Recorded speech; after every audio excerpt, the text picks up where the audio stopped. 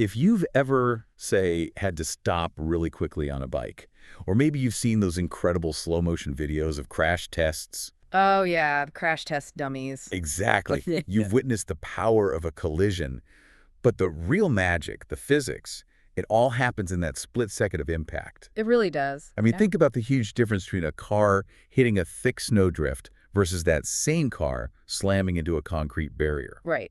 One is a soft landing, relatively speaking. The other is, well, catastrophic. Both stop the car dead, but one is survivable, the other isn't. So let's unpack this. What is the fundamental difference there? Well, it all comes down to controlling the physics of collisions. Specifically inelastic collisions, right? Right. What happens when things hit, and where does all that kinetic energy, the energy you used fuel to create, actually go?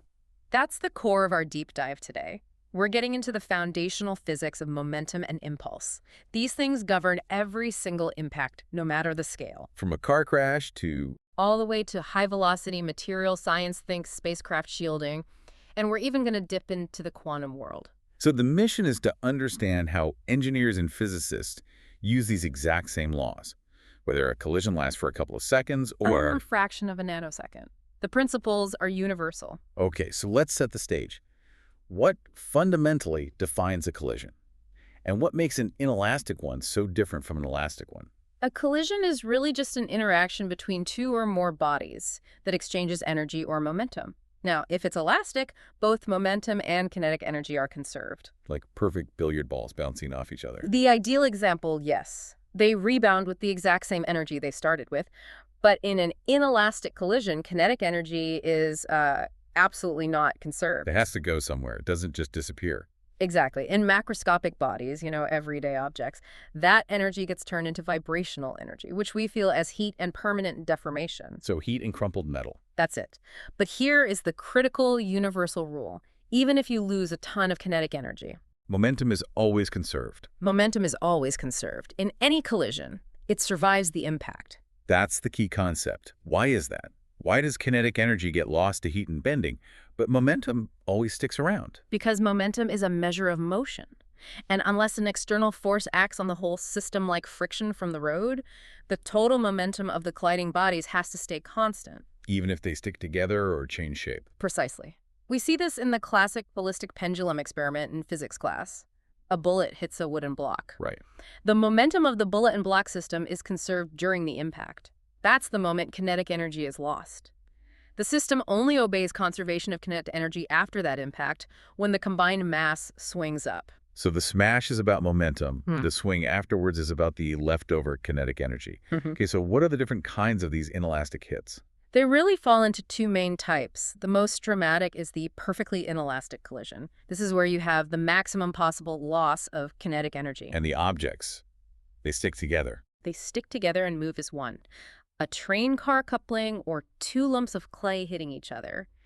The coefficient of restitution, which measures bounce, is 0. Okay, and the other type? That's the partially inelastic collision, which is basically every real-world collision you see.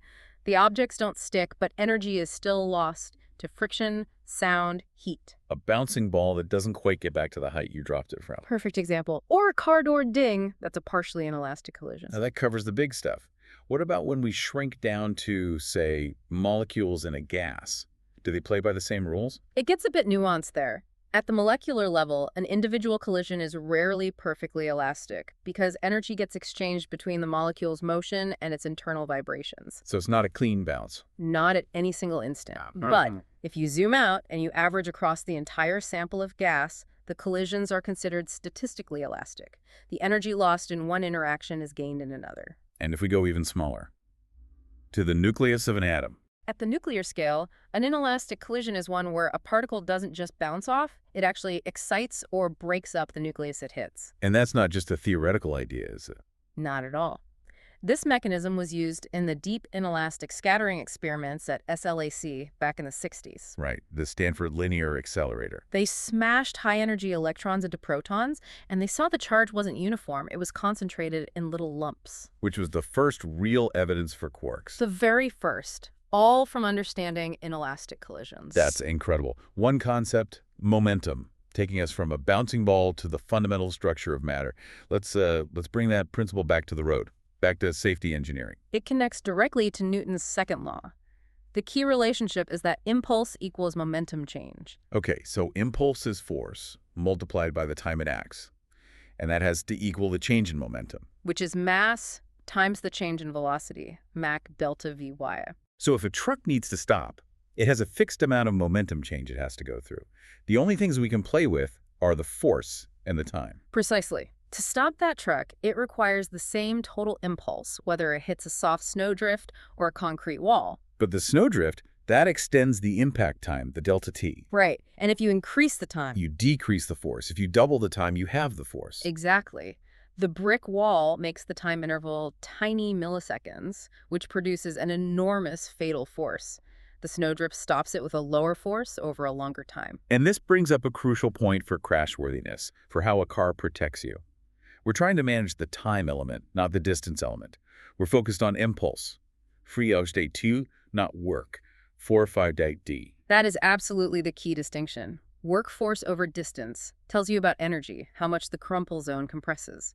But impulse force over time tells you about the forces on the occupants. And that's what saves lives. It's what saves lives. Features like crumple zones and airbags are all just sophisticated devices for managing $2. Let's use the airbag as the perfect example of this. How does it work? The theory is just beautiful. The airbag provides a collision surface with, a greater give. It extends the time over which the force is exerted on you. The passenger is still moving at 60 miles per hour. They have to slow to 0. Their momentum change is the same no matter what. It's fixed. The impulse required is fixed. If a 50-kilogram passenger is moving at 20 meters per second, the impulse needed to stop them is 1,000 kilogram meters per second. Whether they hit a soft cushion or a hard dashboard. Correct. The airbag just changes the relationship between F and T. It increases the time, which means the average force goes way down. It flattens the force curve. And that's the difference between a bad bruise and something much, much worse. To really hammer home that work versus impulse difference, imagine an object sliding down a ramp at a constant velocity. Yeah. Work is being done, right? Gravity does positive work, friction does negative work, creates heat.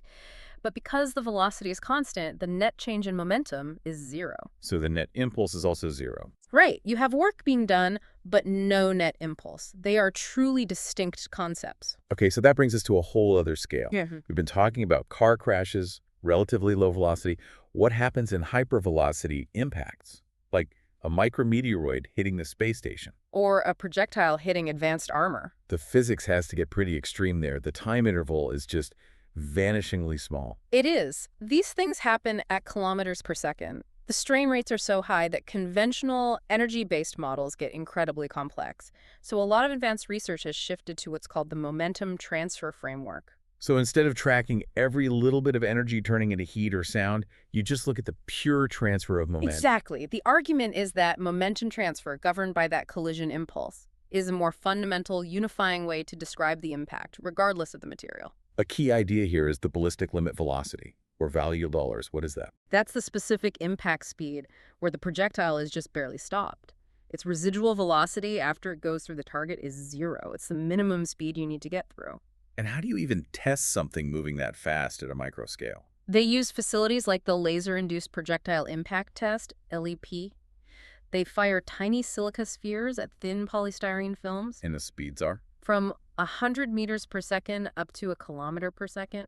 Basically orbital speeds, in a lab, hitting something thinner than paper. What was the big surprise from all that high-speed testing? The big insight is that the momentum transferred is universally bounded. It doesn't matter what the material is, or the geometry, or the velocity. Wait, really? The total momentum transferred is constrained by the maximum momentum transferred right at that ballistic limit. It simplifies the whole problem down to a universal constraint on how fast the projectile can decelerate. So even though the material might be a rigid ceramic or a flexible polymer and the speeds are wildly different, the core physics constraint is the same. That seems revolutionary. It simplifies the problem dramatically, but you still have to understand how the material fails. Right. At lower velocities, you get brittle-like fracture. The target shatters like glass. And that actually leads to increasing momentum transfer as velocity goes up. And at the hypervelocity end? At really high velocities, you get ductile-like flow. What does ductile-like flow mean when something's moving a kilometer a second? Is it actually melting?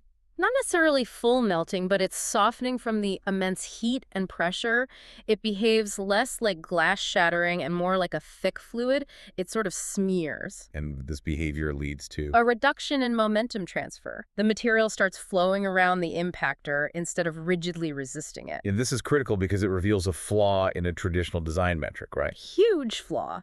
For decades, designers used specific energy absorption, or EODOLARs. It's the energy absorbed per unit mass of the target. And the old wisdom was that using multiple thin layers instead of one thick one was way better for absorbing energy. Based on that metric, yes.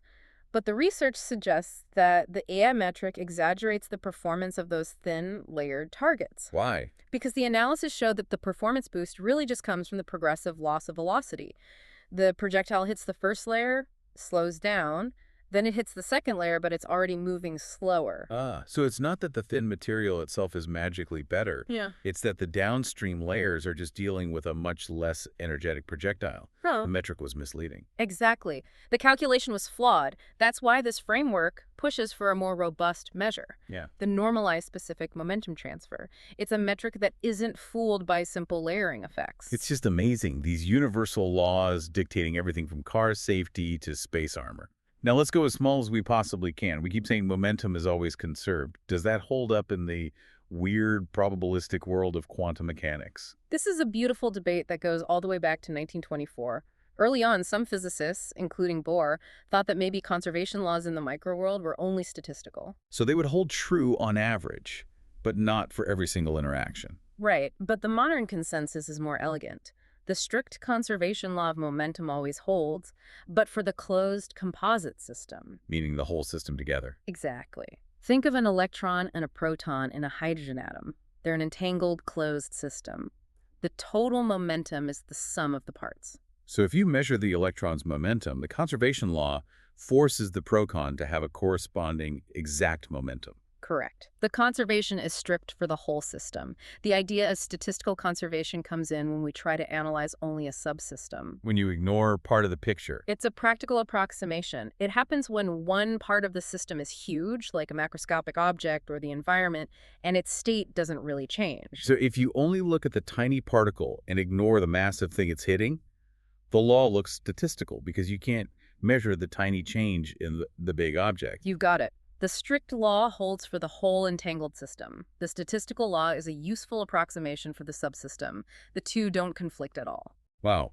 Okay, so we started with a bouncy ball, we engineered a crash test dummy, we blasted microparticles at hypervelocity, and we landed in an entangled hydrogen atom. And it's all governed by momentum and impulse. What does this all mean for us? It means that momentum transfer is the core unifying mechanism for impact and failure.